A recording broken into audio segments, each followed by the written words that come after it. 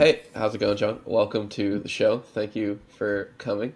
Do you want to kick Y- off with a little introduction about yourself? Yeah, well, thanks for having me on the show. Intro to me, I specialize in commercial strategy, one part of which is creative strategy. And I've been doing that for a couple of years. But prior to that, formerly trained marketer at university, which I know is very rare these days. And then I did a couple of roles, client side, agency side, large ad agencies like McCann Erickson, Saatchi Saatchi. And then I sort of pivoted back towards the digital agency world, which was growing at the time. And this is back in like sort of early 2010s, 2015, in the boom times of search and social.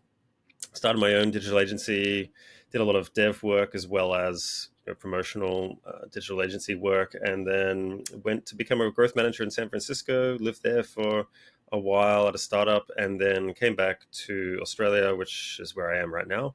And I do a mix of advisory for advisory boards, consulting, and a tiny bit of execution here and there while I'm building a platform in the background. So that's a quick MO. Wow. Before we get into any of the meat of the stuff, tell me the big difference between working at McCann, Saatchi and Saatchi versus digital agency versus doing your own thing versus growth manager. Like, give me a little map of that world. Yeah, so I mean, this is something that I spoke about on stage at South by Southwest last year in Sydney. I call it the sort of the three different worlds almost because they're all very different.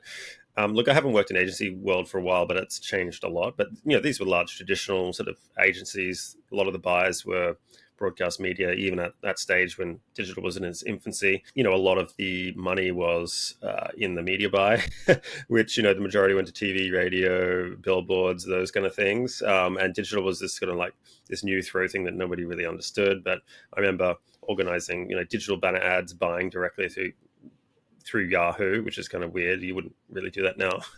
That was an interesting thing. But what you learned really well there was these things that don't change, which is the client agency relationship. And that dynamic, I think, is really important to understand. And I suppose in the digital agency world, it's all quite new. People didn't really understand it. So you get away with quite a lot. And a lot of salespeople did made a lot of money out of it because there's a lot of unknowns. People don't know how these systems work. They're very complex. So we're doing a lot of search, SEO, SEM, or PPC, whatever you want to call it. We're doing a lot of like sort of lead capture generation kind of work for a lot of service firms. And that's kind of where I started to specialize in services, which is very complex and very interesting. And yeah, and then I suppose, running your own agencies kind of in between the two, really. And then growth manager, very different again. You'd use a bit of the digital agency skills that I learned, but again, you're navigating politics, you're trying to do cross-functional work with product and engineering and creatives, most importantly, are designers, and sort of bring them all together into growth teams. And that's quite challenging, just the cross-functional nature of that work, as anyone who's done that work can probably attest to. Yeah. Tell me from the growth manager perspective, what is a creative team like for you and how do you interact best with them? Creative team in a growth role generally is someone more on that sort of product design side of things. Generally, if we're talking about startups here, in a growth role or tech companies, so you might have a product marketing manager or a product manager who would be overseeing sort of a lot of the engineering, but you'd get together with a designer to like make things look pretty, or someone to inject that customer centric sort of design aesthetic to a lot of the things that you're executing on the front facing side. So example, a landing page or something, they might do the layout or help with the pictures and some of those sort of design elements, and even maybe some of the copywriting. But yeah, the engineer's not really good at that. The product manager, it's not their sort of kick caboodle. They're more like a coordinator or organizer between all those parties. And the growth person would there be giving some of the data from some previous tests, etc., some headlines that maybe worked, and then that creative person kind of brings all that sort of together and executes it, and then you would have a discussion around it, test and learn the process, and you go in these circles. So that's a kind of pretty grubby explanation of what it goes, but there's a lot of variation between a lot of different companies in terms of like how that actually works. So you're not a traditional creative strategist, of course. You're kind of a higher level strategist, and you've done lots of different kinds of strategy. So tell me your view on what a creative strategist in the e-commerce world is, if you can, or how you might apply Yeah, yeah. your straight of strategy to that. Yeah, look, I've done a lot of ecom work. Like now I specialize in services, so it's like a lot less ecom. But yeah, look, how it works there is a lot of the creative strategy that I do is more sort of what I'd call business it's a business strategy layer. So if we talk about strategies, like 4 layers for me. I like the way that this person breaks it down that I interviewed. 4 layers. First one is corporate. So if you've got multiple business units, doesn't apply to most of us, so just ignore it, right? Our next level is business level strategies. That's like very high level things that cut across the whole organization, like all functions, like who are we, where do we want to go, mission, vision, all those kind of things. And that's kind of where I stay. And I think brand creative strategy is kind of what I'm talking about there. Then if we step down to functional level, that's where if you have a marketing department or a product management department or whatever department, however you want to split up organization, there's strategy for that level. And then you go down again, which is operational, which is like the people executing the work, right? So let's just go back up to business strategy level. Where I do the creative strategy there is around how are we going to stand out as a company and get noticed compared in the sea of all these other competitors. And I think a lot of people don't ask that question enough, but that flows down to everything that you do. So you could call it brand creative strategy or whatever you want to call it, but it's less on that design side of things. It flows through to design, but it's more about meta things about like how do we want to position ourselves as a company, and there's a lot of creativity that's involved in that. So that's mostly where I stay, and then I have to translate that into more that design creative strategy for the functional layer, which is who the design department is, or the marketing department, whoever is tasked with executing that design, whether it's designing landing pages or videos or artwork or whatever. It still flows from that brand level things about these grand creative ideas on who we want to be, our personality, all those kind of things. So I translate between those 2 layers. And if you were to translate something right now, someone comes Sure. on board. Yeah, give me that walkthrough. How are you going to do it? Okay, well, I did this the other day for an IT company, but do you want to do an ecom example or use that one? Yeah, yeah. Pick your brand. We'll make it hard for you. Yeah. Pick an ecom Okay, brand. no, you give me something because then it's like it's less rehearsed. It's harder for me. Fair. All right. Well, who's a non-traditional? No, I'm just kidding. Why don't we do Nike? That's an easy example. No, no, hold on. Stanley. Stanley Cups. Do you know Stanley Cups? Like, Yeah, I know the guy actually. Formerly, the marketing of the CMO is actually really interesting. I want to interview that guy. He did the revamp at Crocs before he was at Stanley Cup, actually.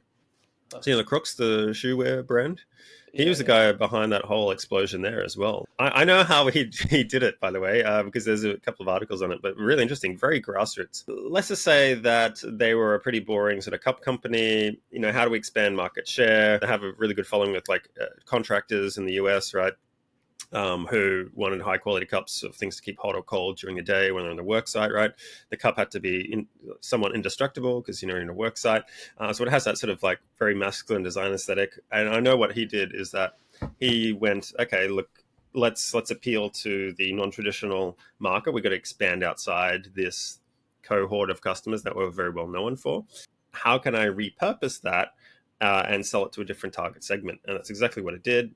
Bright colors, female market, mostly non-contractor market. And then he sort of like positioned it, got with some mummy bloggers and sort of seeded there with a big sort of Facebook group following. And it sort of like busted out very organically from there. So like for me, creativity is like 2 parts. That is like, let's look at what target segments that we could look at, which is a very sort of high level marketing strategy really around audience capture. And then the design aesthetic flows off the back end of that, so colors, design, shapes, etc., packaging, and then your distribution flows off that as well.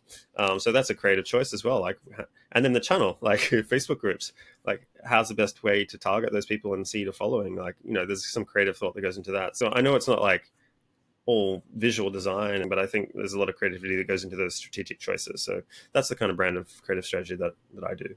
And if you were going to build backwards and come up with some strategic ideas, even if it's just copy ideas, not necessarily design, what kind of system would you use, or what process do you use if you have kind of a step by step? Here's what you should do. Yeah, look, it's the same strategic process that's been around there for yonks. You start with your research or data collection phase, like lay the land, like what's happening, get as much research data from lots of different points as you can. Qualitative, quantitative, secondary, primary, and then you start into your problem or opportunity diagnosis phase, which is what's the problem here or what's the opportunity, and diagnosing that is a really quite quite a skill that you have to learn, because often the problem that you think is the problem isn't the problem. It's a symptomatic of something else, something deeper. And the deeper you go, sometimes the less people want to actually admit those deeper level problems. So there's a lot of politics that sort of plays into that. And that's a skill that I think you've got to learn, like how deep to go and then how much to announce that explicitly versus just sort of implicitly understand that and sort of, do it anyway, but not say that you're doing that thing. So I think there's a real big skill around that problem diagnosis, and a lot of people get that wrong, and that flows through down to everything else that you do, which is setting goals and objectives. So goals more general, objectives more specific and time bound, etc. And then the strategy, which is like how you're going to achieve those goals, right? And all the actions that have to go into there, and they have to be coherent, so they all sort of flow into one another. That's what that means. They can't just be separate sort of things. And at that stage as well, you're also very conscious of the things you're not going to choose. So opportunities that may be positive that you're going to ignore, and that requires a lot of discipline. And then you translate that all into an action plan and execute that with all these sort of operational functional departments that I was talking about before, which is that functional operational layer. And that's where the rubber hits the road. It gets very messy. And you just iterate that in cycles, like what we call growth loops. So I'm a big proponent of more of an emergent sort of strategy, which is kind of, it changes and iterates over time in quicker cycles than the traditional 12-month planning cycles. So as you get feedback, you kind of change your strategy and adapt as you go.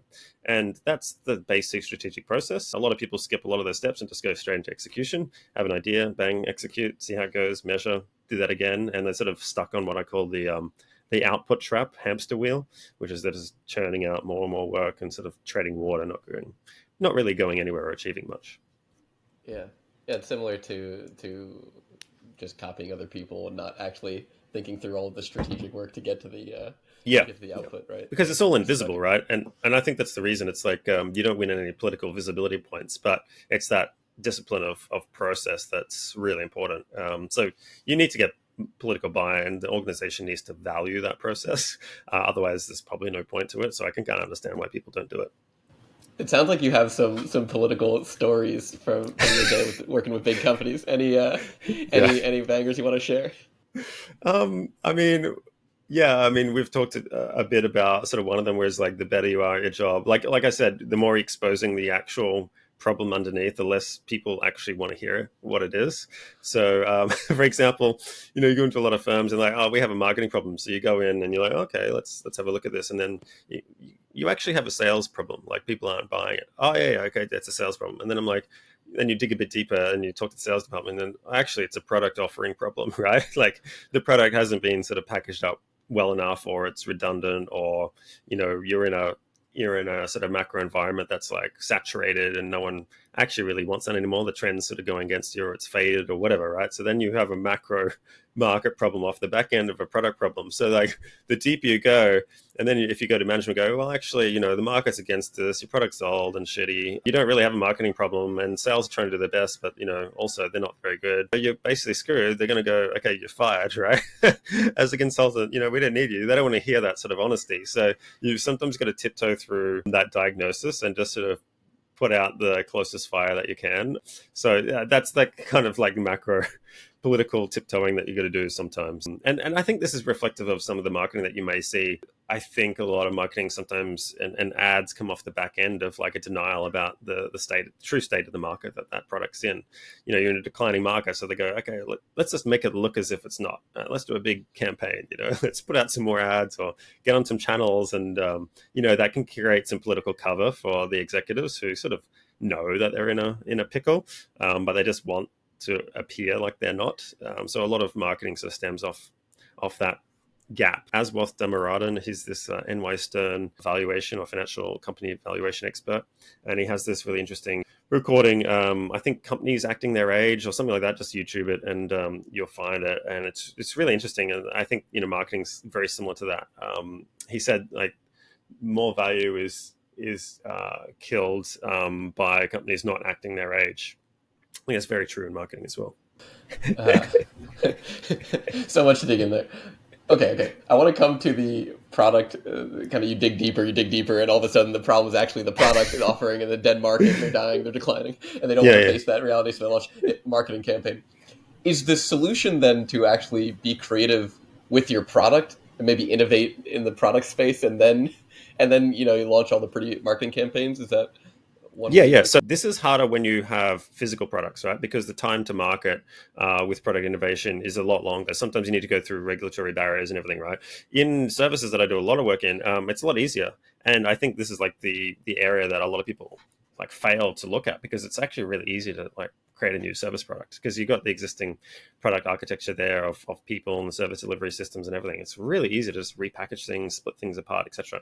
With actual product innovation, though, it's a lot harder because of the manufacturing process, and a lot of our countries, retailers like we drop ship or whatever.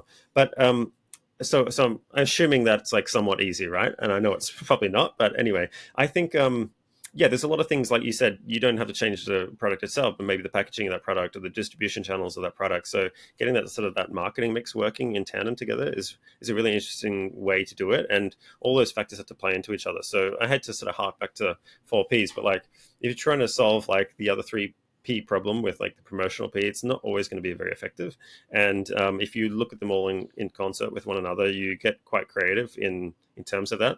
And I use this example like if you get a Louis Vuitton handbag and you're selling that at like Costco or something at like 50% off, that doesn't work, right? You're going to devalue your brand. Just so that's a really quick example of distribution channel, right pricing, good packaging, in-store packaging or whatever, and the product itself has to work together. Otherwise, the value proposition just falls over. So I think, yeah, we can get very creative around how to do that, splitting products into two, bulk buys, experimenting with different outlets or retailers. I think a lot of people just think DTC, like direct to consumer distribution channel, or wholesaler sort of like arrangement. But there's some really innovative things you could do. There's some platforms where you can do like collaborations. This is one in Sydney called Collabosaurus, but basically she just connects like two sort of like-minded e-com brands that share the sort of similar audience or target market, and then they can kind of do collab things like co-launches, like bundling, product bundling, event launches, and things like that. Like really cool, creative stuff that thinks outside the box of just let's create an ad and like flog it on whatever platform. And yeah, I think that's where you get these really cool, deeper customer experiences that most people don't think about.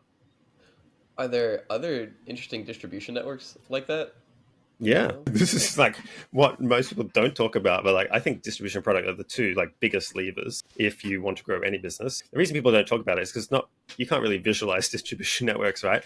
And often people don't want to talk about them because it's their secret sauce behind the whole company success. But if you dig down some layers, that's kind of how you create a successful business. The way I would think about it is just like your wholesale, your distributor, and then your sort of retailer. And then once you map all that out, like you do a mind map or whatever of how people find and buy your product, right? So it starts with the customer, like their buying and purchase habits.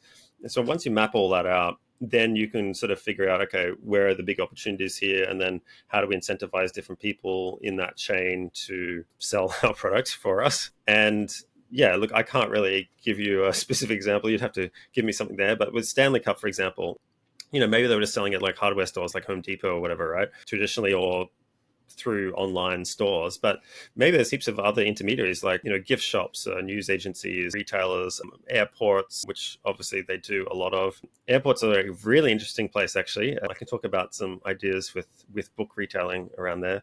Very sneaky, obviously online, but, you could do car dealerships. You could sell them there because, you put them into your car. Lots of different places. Well, I got a bite on the book on the book retailing in Oh, airports. okay. So there's this marketing guy in Australia. He did this book, and I read it and bought it. But his main distribution channel was in the airport.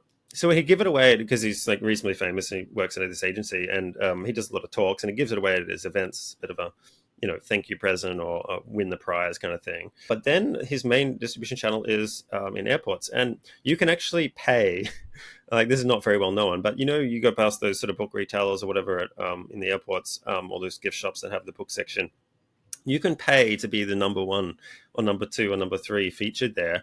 And you'll notice that that selection does not reflect the rest of the book market. It's very separated. In fact, it's very slow, you'll notice, because people are paying to be there.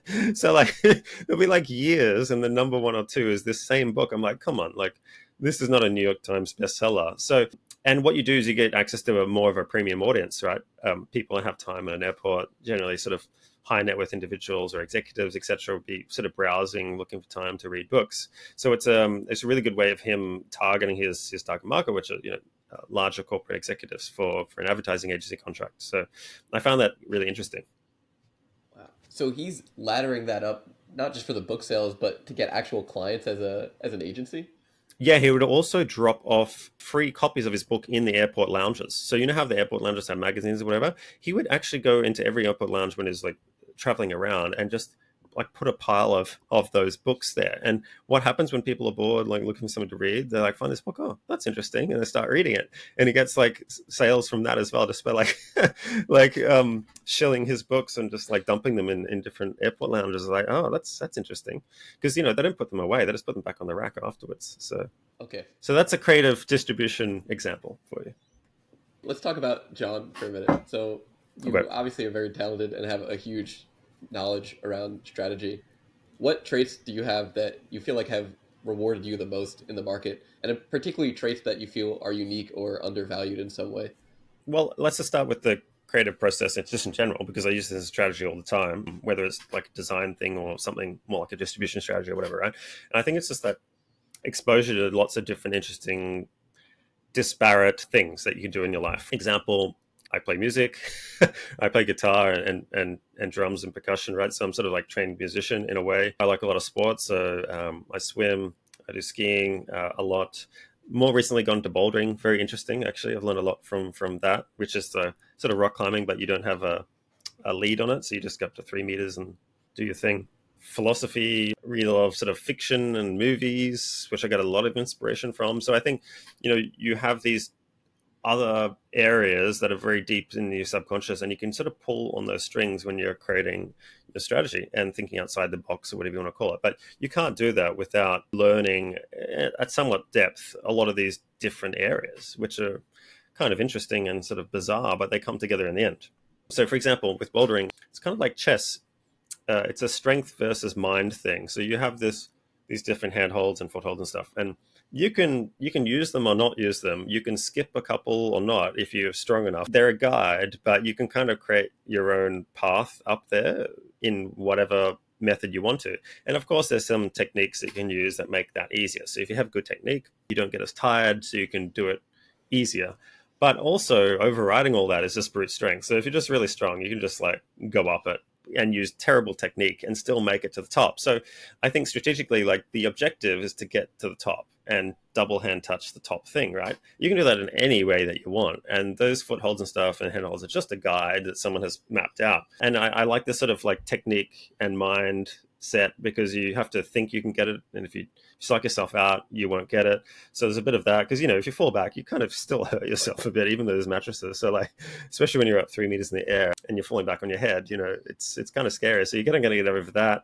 But then the brute strength thing and training is the overriding sort of trump factor. So it's this interplay between those three variables that I find very interesting. I think that's kind of true with marketing. It's like, yeah, you can do everything like to the T and follow the process. Like that's your technique thing, right? And that will really help you. But also just brute strength, like getting your brand in the memories of people in the market as quickly as possible and broadly as possible. You'll play into these mathematical ratios that just come into play. Or, have X amount of people that are in market. You're going to be pretty successful, right? And it doesn't really matter how you get there, as long as people know who you are, associate you with the product category, and they're going to buy you. So again, you can have terrible technique, but it will still work, right? It can be messy and scrappy. So I think, the objective is the same. How you get there is the difference. And I'm just mindful of those two kind of extremes, right? Like planning everything out, being perfect and everything versus just we're brand X and we do this, awesome, bias. You know what I mean? Like I think a lot of advertising could be as simple as that and just work on the media buy and the distribution of that rather than getting too creative. And I know that's probably not a good thing to talk about, but like, I think we overcomplicate things a lot. I will say definitely in the fashion vertical and other similar spaces that don't take too much decision making or consideration. It's kind of like, oh yeah, I like that. I would wear it. Let me buy it. That for sure. Yeah, just launched 10,000 ads. I think even with higher education, you're probably right uh, to some extent. no matter how much you need to learn about a product, you can kind of muscle your way to the top with brute strength strategy. Yeah, yeah. Yeah, yeah. But yeah, I think it's just that curiosity of different areas, and I bring it all together. There's some really good books as well. When you do consulting training, you get exposed to a lot of like frameworks. I know we talked about a couple in creative strategy, but same thing happens with like business level strategy. So issue tree mapping, I was talking about, like, is this the problem? What's the next issue? And you sort of map out the issue tree, and that sort of gives you a really good diagnosis. So that's one framework that I use for the diagnosis phase. There's other things that you use for the research phase, other things used for the strategy phase as well, like first principle thinking is another thing. Two-way doors, one-way doors for decision making. Lots of stuff that you kind of bring and use subconsciously. So I'd recommend people to like read up on those frameworks and then throw them out, because you'll in practical terms, you'll use little parts of them, but you'll have to learn them at least once to have them inside your brain.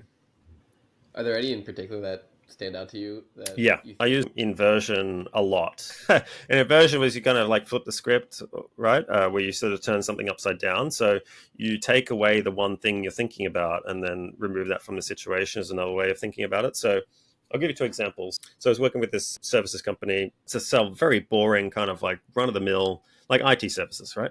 Now, we had this discussion, doing the strategy workshop, and just sort of came to the realization that, we're trying to find this creative way of, marketing their company. And it just sort of hit me like, hey, there's actually, guys, there's nothing really interesting about what you do. Like, let's just admit it. And they were like, yeah, it's kind of true. It's kind of like electricity. Like, people's emails accounts work or they don't, right? Like, the only time people actually value their service is when things are going wrong. And if they don't go wrong, they're kind of doing their best work, right? So if everything just works, that's the sign of a really good IT services company, right? Because the thing updates are happening in the background, email accounts are working, no one's hitting the maximums, no one's things are getting spammed or whatever, right? So I was like, okay, so the better you do your job, the less you'll notice. Yeah. And everything that you do isn't really interesting. No. And does the customer really understand what they're buying? No. So I'm like, let's not talk about the product, because there's no point. Let's just, everyone else is going, hey, we have the best IT services company, we're the most responsive, blah, blah, blah. I'm like, okay, that's table stakes. Let's just like invert it. Okay. Like, let's just think about what happens when they don't have your services. Tell me about this, situations where it's like panic stations. And bang, we had this huge discussion about, oh, this would happen, and then they got sued, and the insurance company wouldn't cover them, and blah blah blah blah blah. I was like, okay, this is some really good stuff, right? So I'm like, that's then the basis for the creative strategy that I created for them, which is let's just admit that our product is kind of pretty boring, right? And like no one really cares or understands it, but it's necessary, right? So let's just assume all that and just go and show, hey, who we are as people and as a company, and just go, we're not very interesting, but here's some more interesting things, right? Because we do our job well, and you won't notice this when we're doing our best work. So here's some interesting stuff. So like the creative ideas, and I can't talk about it. I like things that aren't to do with their product whatsoever. It's just very brand level kind of things, using people as the most unique part of their brand. And again, like I encourage people to use this same sort of technique, which is like take the most obvious part of the problem you're trying to solve out, and just go, what would we do if all of that stuff we didn't have to do, or the product didn't exist, or whatever. Another example I've had this done with development. So if you're a developer going for a big contract with the council or the state that you're in, say they've got a block of land they want developed, and they go out to tender and go, hey, who can do the best sort of development for, I don't know, a bus station or something, right? Then the winning bid of this one in the city that I know about was, they went, okay, imagine this space wasn't a bus station. What could we do with it? Like, that would be really cool. And they had all these ideas. Oh, well, we could put this here and that there, that there. So then their winning bid was basically thinking about the bus station as being secondarily to the rest of the use of the space, right?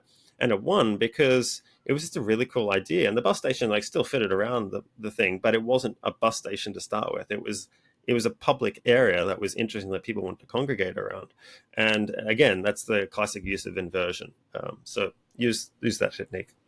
And I love Hmm. that you chose inversion because it reminded me that you also have a interest in finance. Is that correct? Yeah, Are yeah, there yeah, yeah. other? I've gotten a lot of most of my most of the people I sort of follow on Twitter and talk to, one of my best friends works in IB, investment banking. It's just really interesting hearing their perspective on how marketing and sales is sort of viewed, because what finance people do really well is they are always very conscious of the macro environment. So again, very high level. They're looking for like competitive saturation, gaps in the market.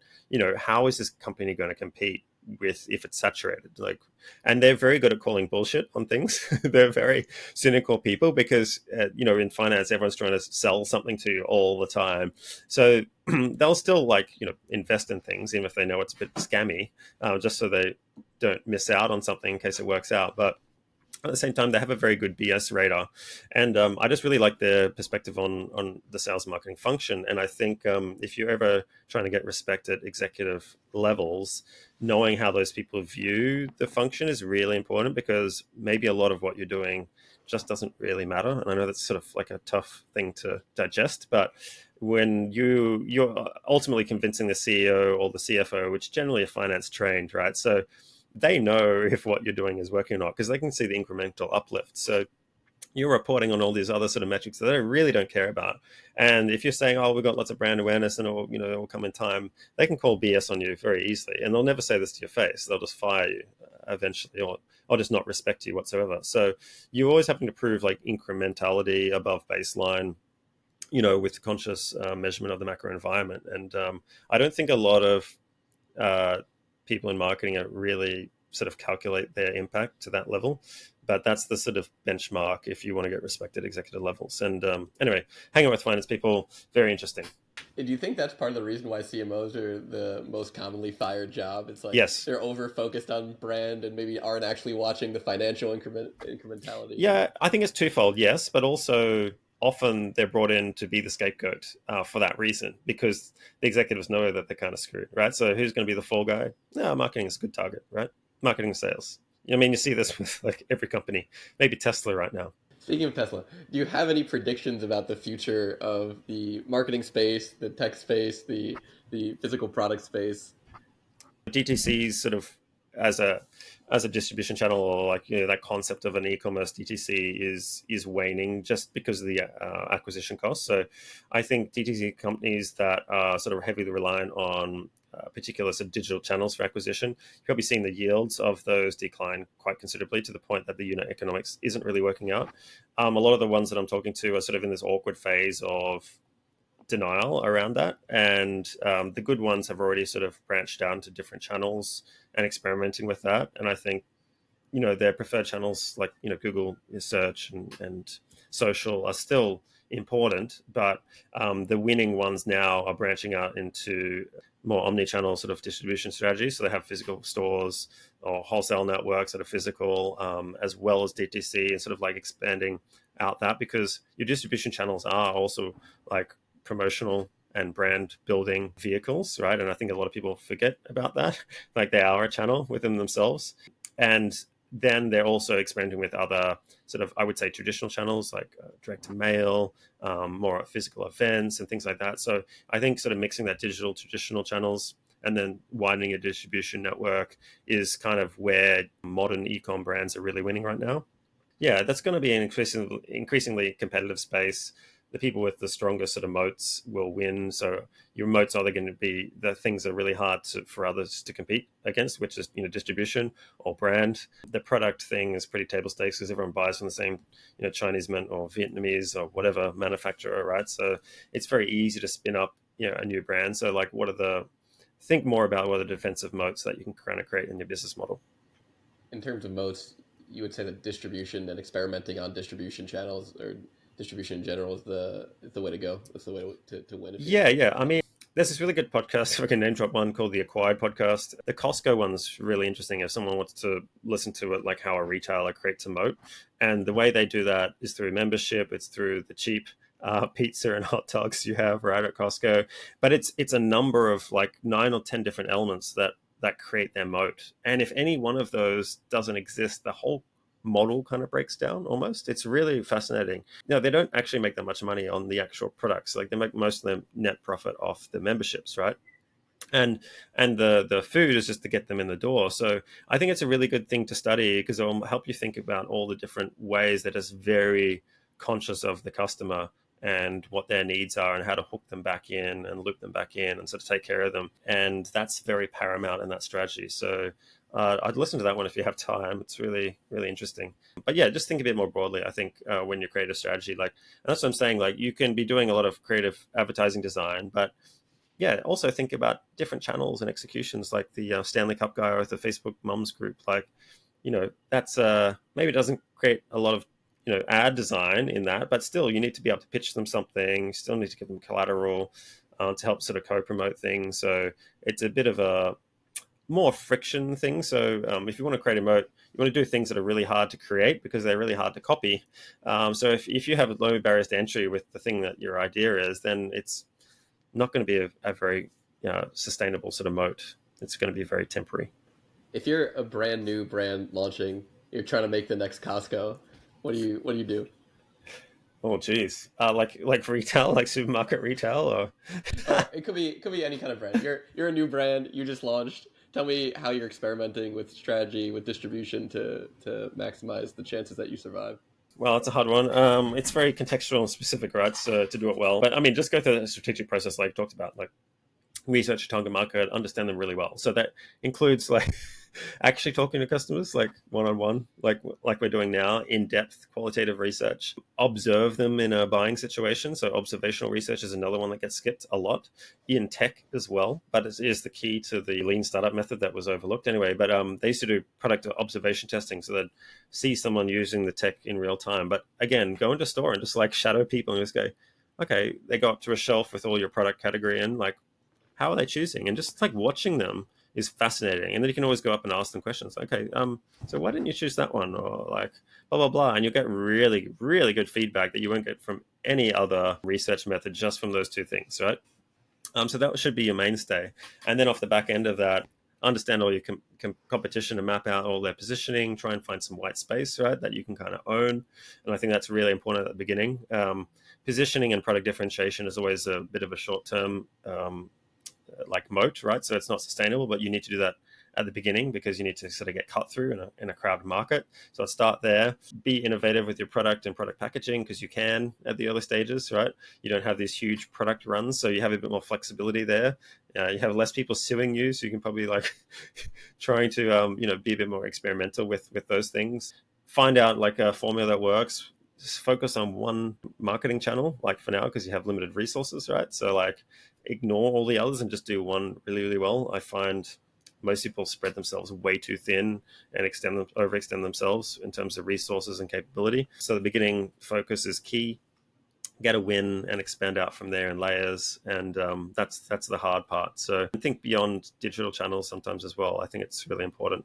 Those things get overlooked, and that's often where the better yield is because the barriers to entry of using those platforms is a lot higher. So yeah, be conscious of that. Are there any tech products or SaaS that you would implement, or are you anti SaaS? No. I mean, I have SaaS clients. I would just be conscious of the strategic process and tools not getting way in the way of that. I think a lot of people go, okay, let's create this sort of task management system or project management system for all the things that we could do. That's really cool, but it's a very tactical, task orientated mindset. You need to add a layer of strategy, like why am I doing that task? Because we've got this goal and the objective is this, and the task is branching off that to achieve those things, and always be mindful of that task not just being isolated by itself like an orphan task. You need to have a thin layer of strategy that's sort of like binding all those things and bring them all together in concert. Otherwise, you just have this like flood of tasks of things that you're trying to do that sort of don't really all connect back with one another, start to get siloed. And I think a really good litmus test of strategy is just ask yourself, why am I doing this task? Like, why?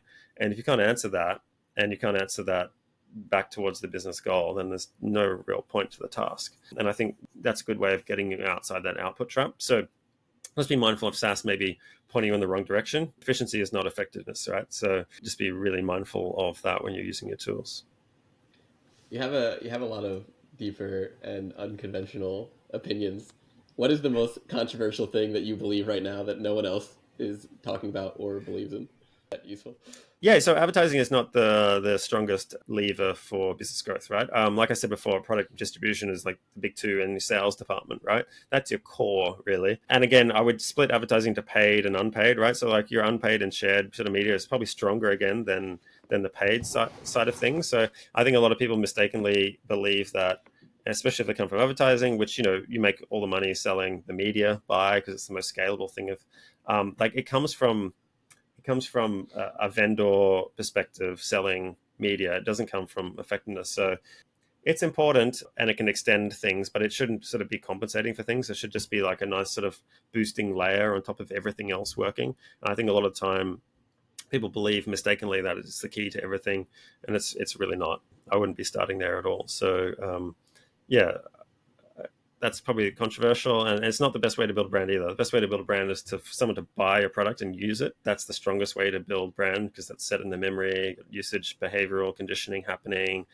word of mouth coming off the back end of that. If it's half decent, advertising is just that sort of like that icing on a cake. You know what I mean? It's not going to compensate for having a shitty cake that's in a store that nobody knows exists, that is overpriced. It just doesn't work that way. Thank you for that, noting that this is a primarily advertising strategy podcast. That is the most Well, controversial thing you could have said. okay, I don't know, but it's like it's important to understand because I think a lot of people are in denial when they're working in that industry and they're figuring out like why am I valued? Why is my opinion valued? Right? Why do I not get respect at higher levels? And you'll hit a glass ceiling in your career because of that, because you think it's more powerful than it is. And there's award seasons like glamorize these ads and things like that. And when you do the analysis, like I've done on, Apple's ads and stuff like that, you realize that like it didn't actually do anything, and it's just industry bubble. So I think stepping outside the bubble is a bit of a hard step, but it's necessary if you want to extend your career, and especially in this environment where AI and the barriers to entry of producing advertising creative and executing campaigns is like lowering every day. Agency groups are not growing. Like, I wouldn't be putting any money behind them. Valuations are terrible. So like that's the reality of the market that you're in. So I think it's a good opportunity to sort of like reality check yourself and maybe use some of the strategic skills that I'm teaching around the other P's and other areas of the business and get to know them at least a tiny bit so you know how your work fits in context with the broader organizational goals, and you get a lot more respect. On that note, you've had a pretty long career. You've done a lot in the marketing space. What keeps you super motivated? What keeps you happy? What keeps you going and learning and continuing to innovate in the field as you do?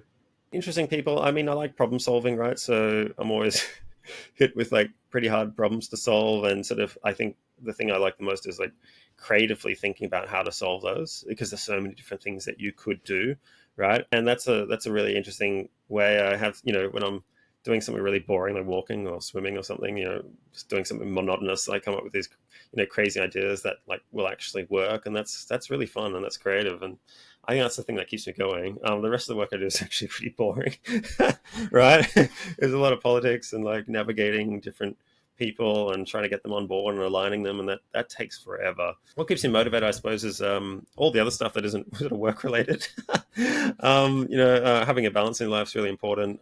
So I like skiing. I like bouldering at the minute is something I'm into. And yeah, that sort of snaps you out, gives you ideas, talking points with people. I think the people that you work with are really important, and so I can be a bit more choosy about the clients that I work with, which is good. And that sort of I like to gel with those kind of people, and yeah, it's interesting. So it keeps you motivated. Yeah. You mentioned book recommendations. Give me your book recommendations. I was thinking about which book to recommend, and like I've got all these strategy ones, creative strategy ones, and like you've probably heard them all before. But like I mentioned, all your creative ideas are going to be beholden to convincing other people that your creative idea is a good idea to pursue. So it's about selling your idea, and I think a lot of people underestimate that how difficult that is, and that people often need to buy into your process and you need to involve them in the process to get that buy-in. Otherwise, you've done all this work, you come up with this idea and you go, hey, there's this idea. And then they go, huh, hang on. They haven't been exposed to your whole process, right? The research phase and everything. And then you have to sort of sell it to them and go, actually, and you're backtracking, right? So you present the idea and you're backtracking. Well, we did this research and it confirms that this idea is the best one, but it's not their idea, right? So you need to bring them along with you on that journey. to some extent. And I think a lot of people forget that. So there's this book called Our Iceberg is Melting by John Cotter. Cotter's Kotter. Very old one. I think it was a Harvard Business Review sort of author or something. But it's basically a story. It's a metaphor. So there's these penguins on an iceberg, and one of the penguins thinks, "Hey, our iceberg's melting," and all the other penguins go, "No, it's not. What do you? We've been here forever. It's not melting." Anyway, I don't want to break the story. It's a very short book and it's illustrated. It could be a child's book, but it's a really key learning metaphor that I never forgotten in management around how to bring people along and deal with people who are naysayers, and how to overcome those objections, how to align groups, how to be patient about selling an idea, and how long that takes to seep into throughout the organization. And that's the reason I'd recommend it, because when you're selling really good creative, you may think it's a really great idea, but your opinion doesn't matter. Like, ultimately, you're reporting to someone else who's reporting to someone else, reporting to someone else, and everybody has to sort of get along with the idea to pursue it. And for that reason, recommend reading that book. Definitely a rare recommendation, so appreciate that. Well, it's, Okay, it's a creativity podcast. I can't give the normal sort of like Rick Rubin or something like that, right? So we're coming close to time, so I want to do a quick speed round here. okay, So I'm going to ask you some questions from our previous guests, and then I'm going to ask you for a question. okay, So, you ready for this? yep, let's do it. Okay. The first one, this this may or may not make sense in the context, but what are salary ranges typically for a creative strategist? And I think we can broaden this to think, Yeah. What is the income you can make as a strategist? In North America, or I mean, anywhere. You're out in Australia. yeah, I mean, You can make it global. yeah, I mean, it's much the same like in APAC as well, but like, yeah, you'd be pointing to like 85 to like 150, I would say minimum. If you're at a larger company, and you're sort of like Johnny Ives or something, you could be looking for a lot more. But I think somewhere around that would be reasonable. Again, really depends on the company itself and how much money they have and how much margins in their product that you're selling, etc. If you're an agency, it's going to be on the low end of that side because you're an overhead expense and probably not really valued. You're just someone there to like churn out ideas for sales. So if you're client side, I would say in the upper end of that scale. And if you really want to make money, how do you see a career trajectory going? What's that peak look like? Really good question, actually. I would be working on the unsexy sectors, I know, which are really boring, but they're actually crying out for creativity. So I think a lot of people navigate to the cool kind of things, but maybe go into industrial products or something, like, I don't know, go into like high margin, less competitive niches. I think a lot of people in advertising, just by virtue of the client list, are in very saturated sectors, which is why they have to spend a lot of money on advertising. So you're seeing a very sort of unrepresentative slice of the economy, which is generally B2C sort of products and FMCG or CPG sort of products, mostly, with a bit of financial services on top of that. It's most of the agency clients. So yeah, there's a lot of other industries out there, so I'd explore them. What do we need to stop talking about in creative strategy or in the strategy world? I hate the sort of brand identity side of things. Like, I know it's important, but what really matters is brand. And I think a lot of people confuse branding and brand identity with actual brand, and the brand equity. So they're two very different things. And I think a lot of maybe design people talk about the look and the feel side of brand, which is the brand identity. But what really matters is like what other people think of your brand. And Marty Neumeier has this really good book called The Brand Gap, which is like basically talking about that gap between the two. And the latter is the thing that matters and the thing that executives actually care about, right? How many people are buying our products? What is our reputation? How many people know about us? Not how we want to project ourselves. So I think be very conscious of that as a creative strategist. That yeah, cool, it's all fun and everything, but don't obsess over it too much. Customers don't care, really. They don't care if your pixel's out by like a couple of things, or like if that shade of blue or whatever isn't 100% correct. Like, nobody notices. So like, stop obsessing over it. Hard cut here. How do we defeat the AI in the future? Okay, so AI, yeah, good thing. AI, okay, let's look at it for macro. It's going to reduce the barriers to production, right? So what won't change as the production costs are going basically to zero? What's the value add here is that strategy side of things, right? Which is good a good thing why we're talking about creative strategy. It's about how to get cut through, because what all these tools will do naturally is regress everyone to the mean of sameness, because everyone's copying each other. That cycle is going to be shorter. Everybody's going to start looking more similar and talking the same way. So flip the script, do your research phase, and like figure out where the clear space is. And that thing will never change, no matter how crazy AI is. There's going to be a lag effect to some extent. So I think, your value add as a person is to like know where the clear space is, know what everyone else is doing, and do the opposite, or like find out where the niches that you can carve out. And that's always going to be a manual process that's done by humans. So I think, like, coming back to the strategic process, that research, problem, opportunity, diagnosis phase, those two things never going to change. What are the processes or information that you know that someone really, really senior in the agency world doesn't know? I think coming back to before, advertising, creative strategy, like, why are we doing this stuff, right? We're doing it to project image, to get people to know about us, to associate us with the product category, right? So that it goes in their minds so that they're more likely to buy us over somebody else. I think what they don't know is that all that really doesn't matter if they don't choose you at the point of distribution, like at the point of sale. It doesn't matter what you do. Like, what matters is that last second. So it's when you go up to the bar and you're going, should I get a Heineken or should I get something else, or Asahi or whatever, right? Like, that's the point that matters. Some people call it mental or physical availability. I don't care what term that you talk about. All that other upstream stuff doesn't matter. That's the crunch time. Focusing more on that is really important, because it may rebalance your perspective and it will align you naturally with the executives and the targets of CEO and CFO, because that's what matters. How do you go about scripting if you're going to write a script for a creative brief of any kind? Yeah, I mean, I have a template, but I sort of adapt that, right? Like a script for a creative brief to like give somebody else to produce something. Yeah, look, I think simplicity is really. I did this the other day. Simplicity is really interesting, but I always do a pyramid sort of Minto technique. So I sort of, again, our iceberg is melting.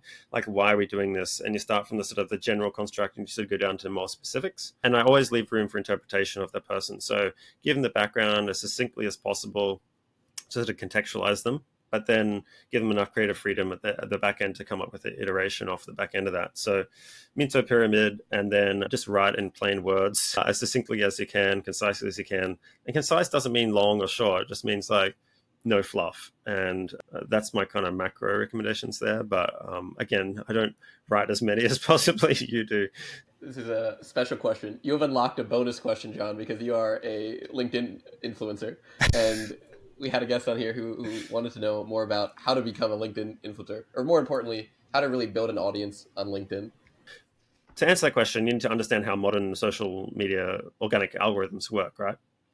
And they want to get heavy buyers. So people that are light buyers of the program are the people who come back in and log in quite frequently, right? So those are the people who you want to kind of target, even though I don't target them. This is how you do it if you want to get big numbers, right?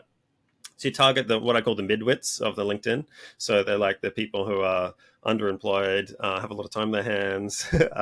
Generally these are not senior people. So if you're trying to target like your content towards like executives and stuff like I do, it's really hard to capture those people because they're very not online. So again, focus on the light user market of social media programs, which is the base of the people that are always logging in.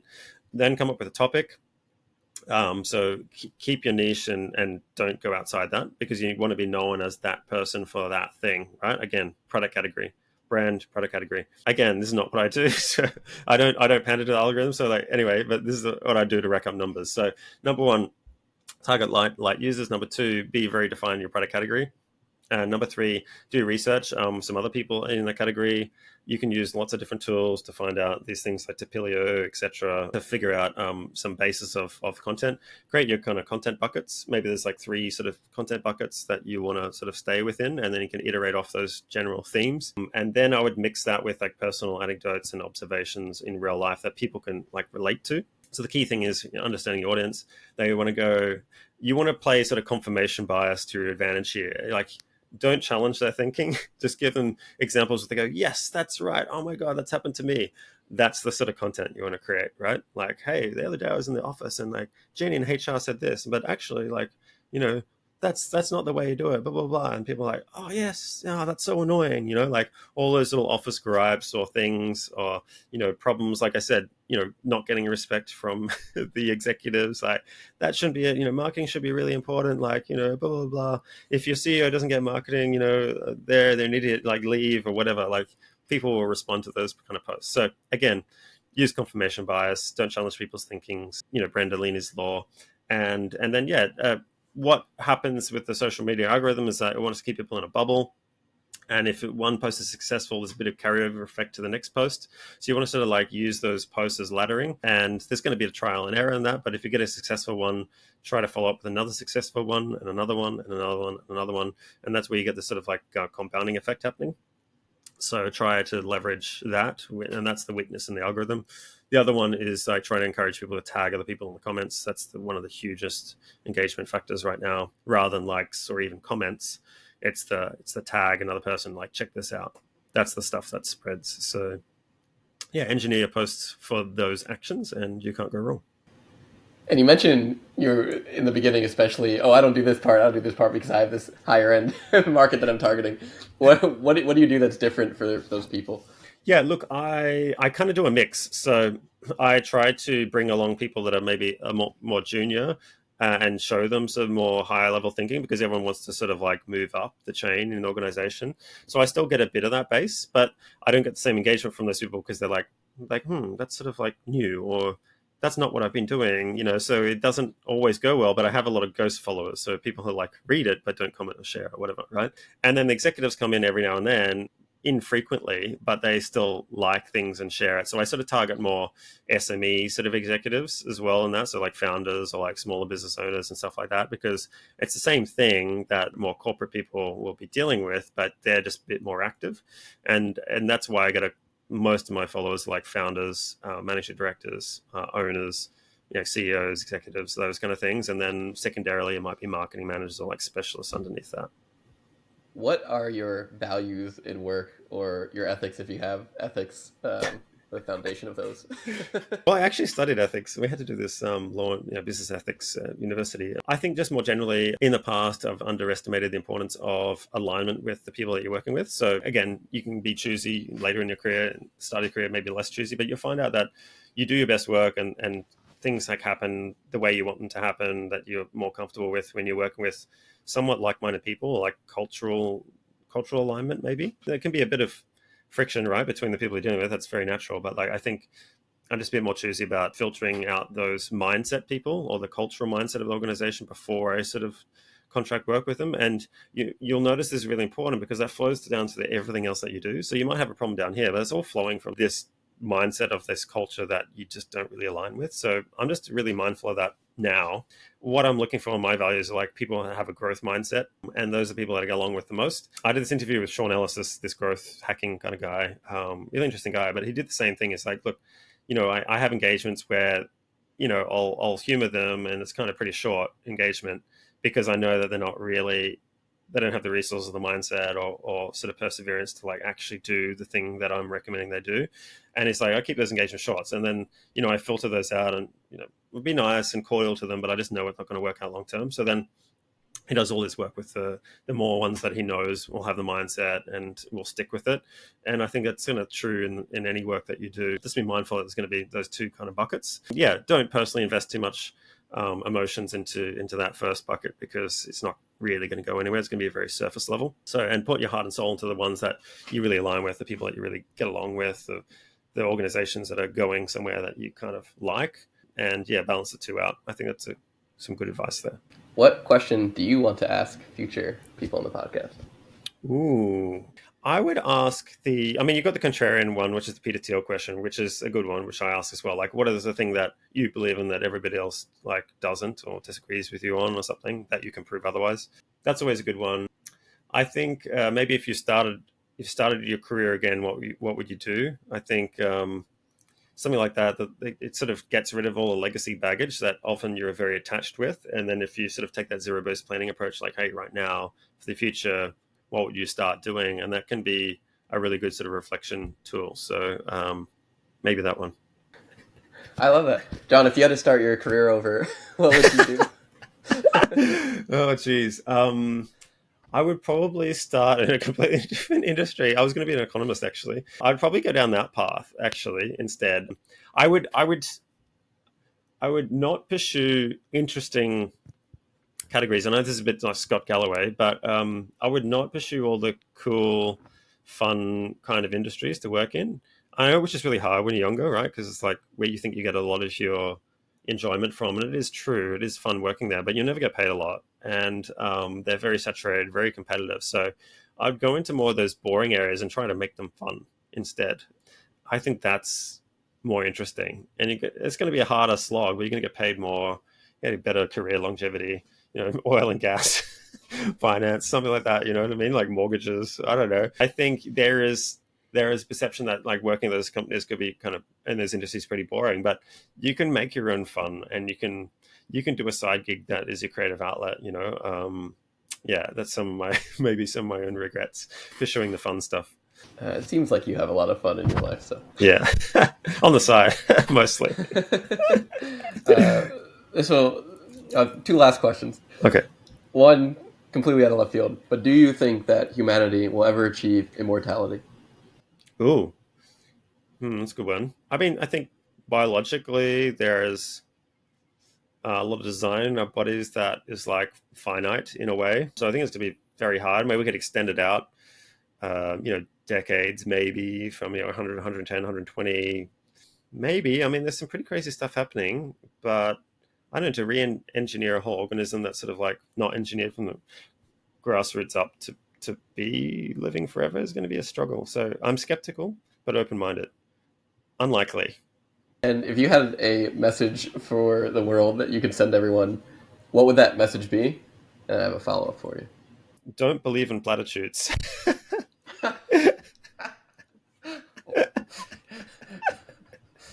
That is They're the always most wrong. John James answer I The could world get. is more infinitely complex, and don't believe anyone that wants to sum up something in one word, because it's going to be varying degrees of false. So, yeah, like I take your question and I put it back in your face.